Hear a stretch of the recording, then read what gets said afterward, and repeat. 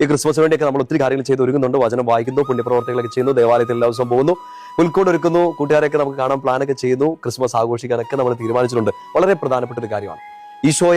ഈശോ നമ്മുടെ അടുത്തേക്ക് വന്നപ്പോൾ ഈശോ എന്തിനാണ് വന്നത് എന്നൊരു ബോധ്യം കൂടെ നമുക്കുണ്ട്, ഇല്ലേ? നമ്മളെ രക്ഷിക്കാൻ, ലോകത്തിന് മുഴുവനും വേണ്ടിയുള്ള സന്തോഷത്തിന്റെ സദ്വാർത്തയുമായിട്ടാണ് ഈശോ നമ്മുടെ അടുത്തേക്ക് വന്നത്. നമുക്കൊരു രക്ഷകനുണ്ട്. വി ഹാവ് എ സേവിയർ, അല്ലെ? നമ്മുടെ പാപത്തിൽ നിന്ന്, നമ്മുടെ സങ്കടങ്ങളിൽ നിന്ന്, നമ്മൾ കടന്നു പോകുന്ന എല്ലാ അവസ്ഥകളും നമ്മളെ രക്ഷിക്കാൻ നമുക്കൊരു സേവിയർ, നമുക്കൊരു രക്ഷകനുണ്ടെന്നുള്ള ഏറ്റവും വലിയ ബോധ്യം കിട്ടുന്ന സമയമാണ് നമ്മുടെ ക്രിസ്മസ്. ഈ വർഷത്തെ നമ്മുടെ ക്രിസ്മസ്, ഈ സമയത്ത് നമ്മൾ പ്രഖ്യാപിക്കേണ്ട ഒരു കാര്യമുണ്ട്. നമ്മുടെ ആഘോഷങ്ങൾ വേണം, നമ്മുടെ ആനന്ദങ്ങൾ വേണം, നമ്മുടെ പൊട്ടിച്ചിരികളൊക്കെ വേണം, നമുക്ക് നല്ല പുൽക്കൂടൊക്കെ പണിയണം, കേക്കൊക്കെ മുറിക്കണം. ഒരുപാട് ആഘോഷങ്ങൾക്കിടയിൽ ഈശോ നമ്മുടെ അടുത്തേക്ക് വന്നത് എന്തിനാണ് എന്ന് നമ്മൾ ഏറ്റുപറയേണ്ടതായ ഒരു കാര്യമുണ്ട്. മത്തായി സുവിശേഷം 16-ാമത്തെ അധ്യായം 16-ാമത്തെ വാക്യത്തിൽ കെസറിയ ഫിലിപ്പിയിൽ വെച്ച് ഈശോ ഇങ്ങനെ തന്റെ പ്രിയപ്പെട്ടവരെ ഇങ്ങനെ പിടിച്ചു നിർത്തിയിട്ട് ചോദിക്കുന്നില്ലേ, ലോകം എന്ത് പറയുന്നതിനെ കുറിച്ച്, മറ്റുള്ളവർ എന്ത് പറയുന്നതിനെ കുറിച്ച്, ഇനി നിങ്ങൾ എന്ത് പറയുന്നതിനെ കുറിച്ച്? അപ്പോൾ നമ്മുടെ പ്രിയപ്പെട്ട പത്രോസ്ലിയ തിരിച്ചു പറയുന്നുണ്ട്, നീ ജീവനുള്ള ദൈവത്തിന്റെ പുത്രനായ ക്രിസ്തുവാണ്.